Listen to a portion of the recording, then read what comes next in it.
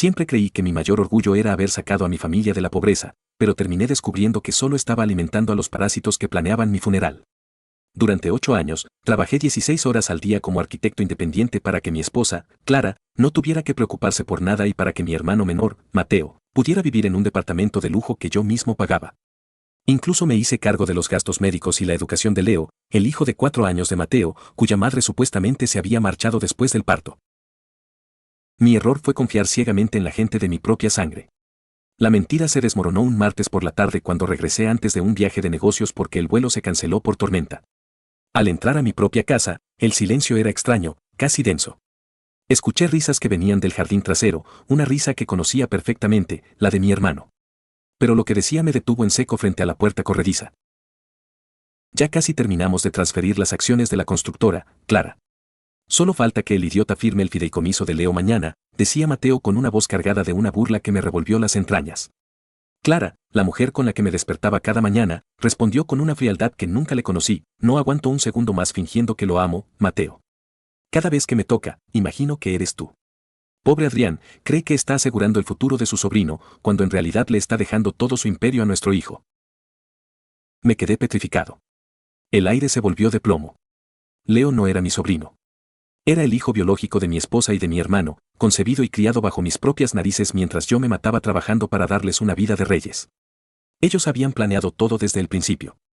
Se conocieron antes que yo, me usaron como una billetera con patas y ahora estaban a un solo paso de quitarme la empresa legalmente para fugarse juntos con mi fortuna. No entré gritando. No rompí nada. Mi mente, acostumbrada a diseñar estructuras complejas, empezó a diseñar su destrucción. Me retiré sin que me vieran y pasé la noche en un hotel barato, revisando cada documento que Clara me había dado a firmar en los últimos meses. Efectivamente, entre papeles de impuestos, habían camuflado una cesión de derechos y un fideicomiso irrevocable que le entregaba el control de mis propiedades a Leo, con Mateo y Clara como administradores totales en caso de mi ausencia o incapacidad. Al día siguiente, aparecí en casa actuando como el esposo devoto. Les dije que el viaje había sido un éxito y que estaba listo para firmar los papeles del fideicomiso. Vi el brillo de codicia en sus ojos. Fuimos a la oficina del notario, pero lo que ellos no sabían es que yo ya había pasado la madrugada con mi abogado penalista y un investigador privado. En lugar de firmar el fideicomiso original, puse sobre la mesa una serie de carpetas. Clara sonreía, pero su sonrisa se borró cuando abrí la primera carpeta. No eran documentos financieros. Eran las pruebas de ADN que logré obtener esa mañana usando los cepillos de dientes de Mateo y Leo, junto con fotos de ellos dos en situaciones comprometedoras durante mis viajes. Pero el golpe maestro no fue ese. Les informé, con una calma que los aterrorizó, que la noche anterior había declarado la empresa en quiebra técnica, transfiriendo todos los activos reales a una nueva sociedad a nombre de mis padres, a quienes ellos siempre habían despreciado. La casa donde vivían, el auto que manejaban y las cuentas que usaban estaban a nombre de la empresa que ahora no valía nada. Mateo intentó golpearme, gritando que él tenía derechos por ser mi hermano. Clara empezó a llorar, diciendo que todo fue un error y que lo hizo por el bien del niño. Los miré con un asco que superaba cualquier dolor. Les dije que tenían 2 horas para desalojar mi casa.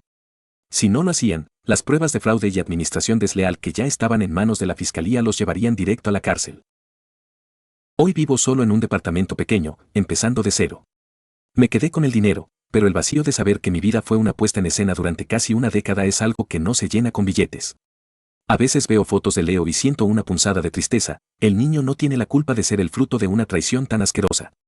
Pero luego recuerdo a Clara y a Mateo brindando por mi ruina en mi propio jardín y entiendo que hay personas que no son familia, son solo depredadores con tu mismo apellido. ¿Ustedes creen que fui demasiado lejos al dejarlos en la calle con un niño, o se quedaron cortos mis motivos?